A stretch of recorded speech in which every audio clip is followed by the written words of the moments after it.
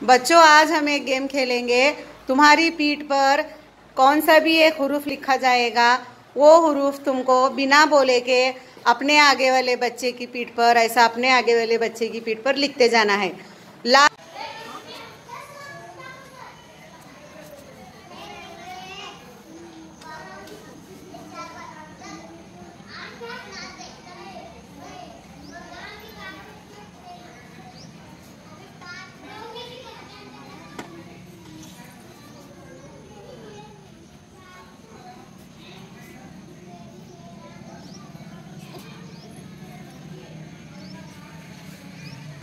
क्या लिखे बोलो नाजिया? सूरज का।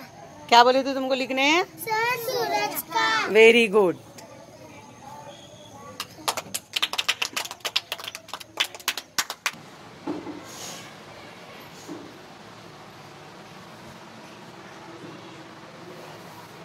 नीचे बाजू में बड़ा सा लिखो, इलियास।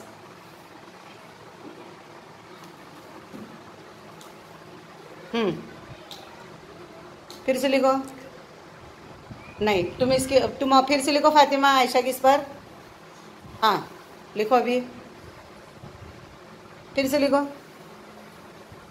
हाँ हाँ, क्या है बोलो खतीजा? तुम फिर से लिखो। हाँ बोलो, क्या है? फिर से लिखो तुम। आधा नहीं है या पूरा है? क्या है? तुम बोलो क्या था पीठ पर तुम्हारे? Very good. क्या लिखे थे?